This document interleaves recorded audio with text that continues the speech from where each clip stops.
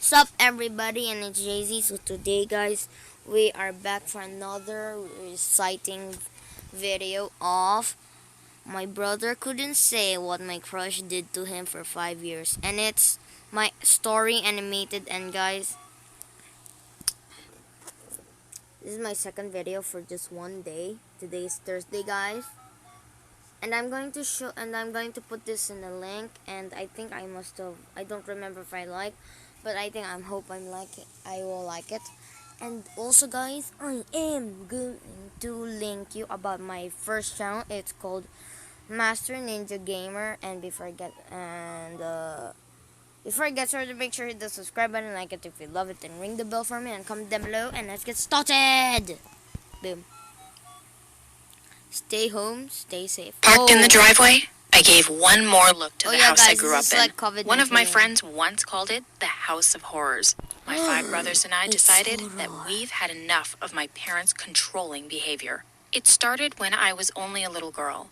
My dad would make us stand on one leg reciting full pages from our school books.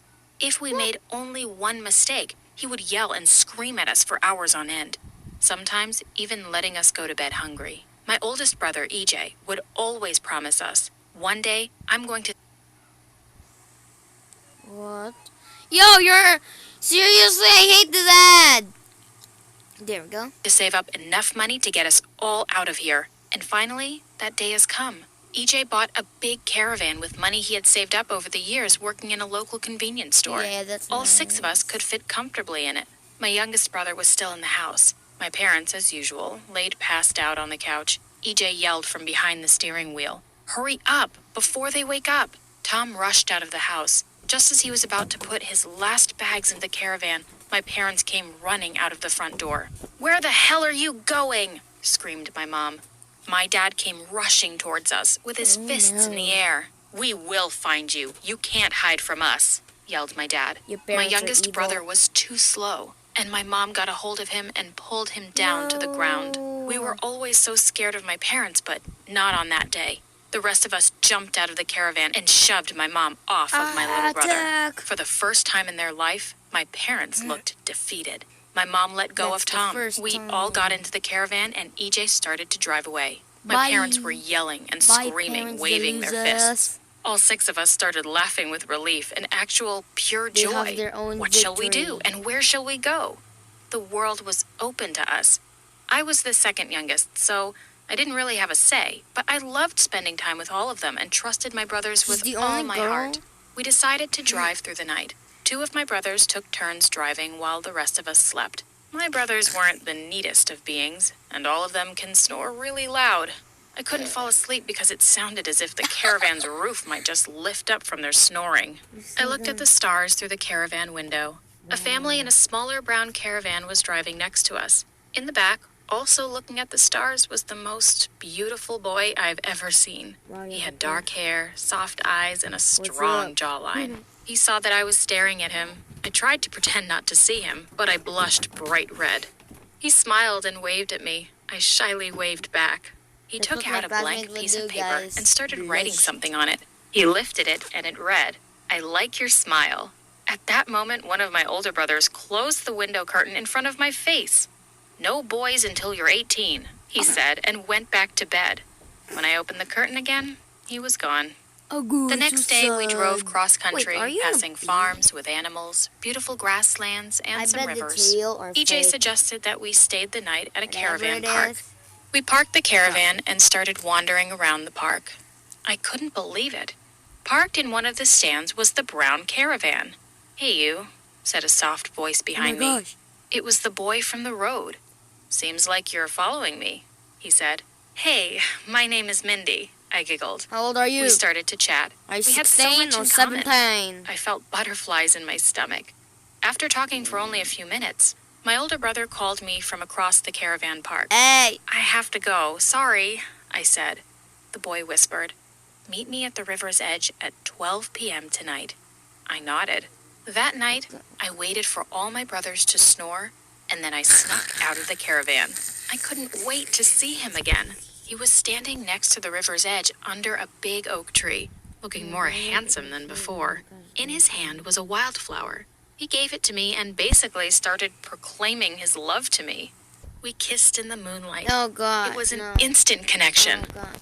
Guys, you have to close your... I looked for him all over the caravan.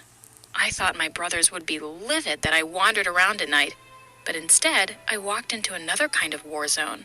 Where's Tom? I looked for him all over the caravan park. Mindy, did you see Tom? Was he with you? Everybody was going crazy. No, he wasn't with me. Was Tom really missing? I've never seen EJ so worried. He said, everybody, split up. Come back here in an hour. The 5 of us split up.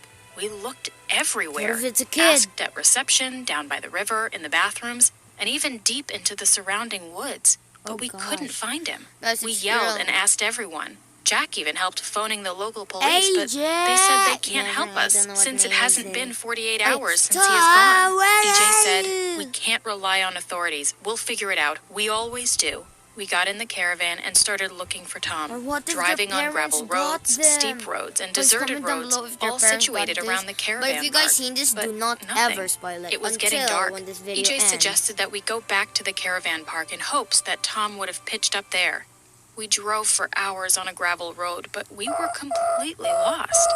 We ended up on a sandy road with no street lights or pit stops to be found. EJ couldn't find the way back to the caravan park. And now, it was in the middle of the night. Next to the sandy road was an open area, and we parked the caravan there. We would continue searching in the morning. We were so tired. All 5 of us passed out. I woke up the next morning to one of my brother's screams. Where the hell are we? When we looked out of the caravan's window, we were surrounded by a desert. Yellow sand stretched out on all sides.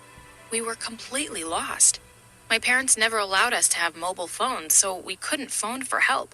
We didn't even have a map. All 5 of us ran out of the caravan. We soon realized that the road we drove on the previous night was gone. The wind must have blown the soft sand over the last remains of the tracks. There was no way we could tell which direction to go. I fell down to my knees and started sobbing. Tom is missing, we're lost, and I'll never see Jack again. My brothers tried to console me, saying that everything would be okay. Luckily, we had an extra tank of fuel in the caravan and some canned food. We had breakfast and started to drive in one direction. It was so hot. The caravan struggled in the soft sand, but thankfully we didn't get stuck. We passed sand dunes and even a few dry bushes and trees, but no sign of people anywhere. Are we still on Earth? Luckily, we eventually reached a gravel road.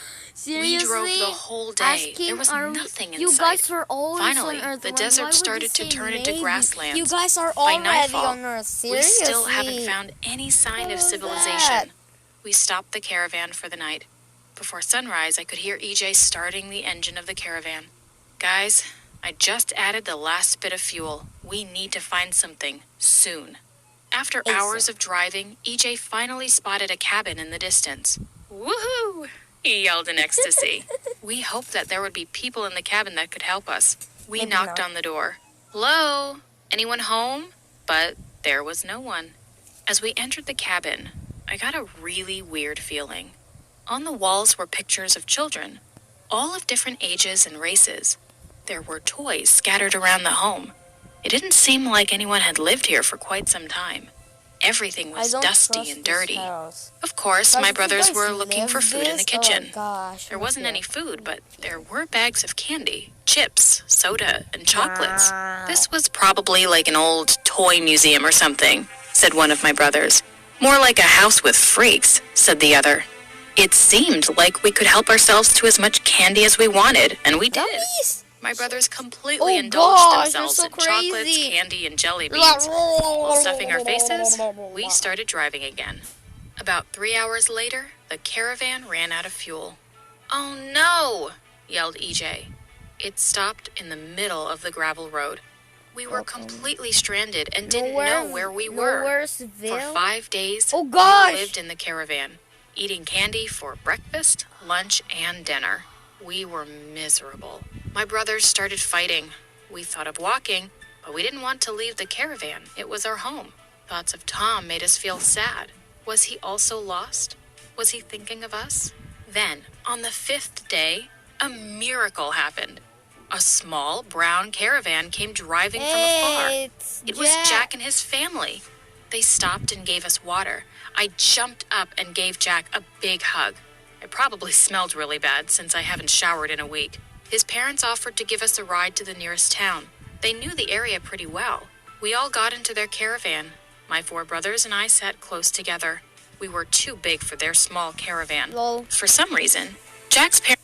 2-in-1 great! Celotech Hydration Facial Wash gently cleanses plus moisturizes. Parents drove back on the road that they came from, which was also the direction of the cabin. But Jack's dad said, "You just missed the town. It's close by." We didn't think anything of it until Jack's dad stopped the caravan next to the cabin. "What are we doing here?" asked DJ. "This is our holiday home," said Jack's dad. "We'll stay here for the night and continue tomorrow." "Follow us," said Jack. We got out and followed them back into the cabin. Until this day, I don't know why we just followed them without asking any questions. But we were tired, hungry, and weren't thinking clearly. As we walked back into the cabin, it wasn't as dirty as it was before. The photos were taken off the walls, and in the kitchen was full of food. The house seemed normal. Even if it was in the middle of nowhere, it seemed like any old family home. Jack's mom made us a delicious dinner. After dinner, we could take a shower. She made beds for us on the living room floor. I was too tired to talk to Jack and fell asleep. At 3 a.m., someone shook my shoulder. Mindy, we gotta get out of here." I opened my eyes. It was still very dark. I couldn't quite see who it was. "Huh?" I mumbled in confusion. "Mindy, let's go." My brothers started waking up. One of them screamed, "Tom, is that you?" It was. It was Tom. He was safe. The living room lights went on, and Jack's dad was standing in the door. "How the hell did you get out, little boy?" Tom looked really frail and frightened. He screamed, "Run, everybody, run!" Jack's parents were kidnappers. EJ pushed Jack's dad. He fell to the floor. Jack and his mom appeared in the doorway. "You aren't going anywhere," they yelled. But we weren't going to back down. Myself and my 5 brothers fought them off and made a run for it. We got into their brown caravan.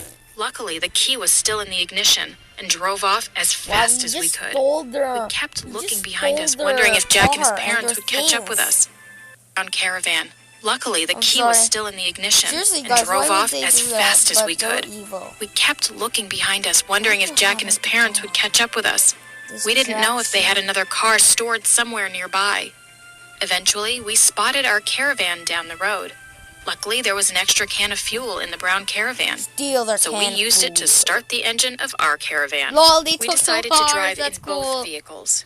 And we drove in silence for hours and finally arrived in a small village. We got a map from a local store, filled up all our fuel tanks, and got loads of food. Me and my 5 brothers drove for days on end to get as far away as possible from Jack and his family. We ended up next to the beach in a small fisher's village. There were permanent caravan spots where we parked our caravan. We have been living on that spot for 5 years now. Tom never spoke about the few days he went missing. He buried the details deep within himself. As I buried the memory of Jack, I once spotted him and his parents' faces on a police notice board with the heading, "Kidnappers Wanted." But I didn't bother looking into it any further. I wanted to forget about it. Anyways, guys, I think that's it. And I can't believe my... Anyways, guys, I think that's it, and we're going to end it right over here, so we will not continue this. So I guess that's it, and make sure to check out my first channel. So goodbye.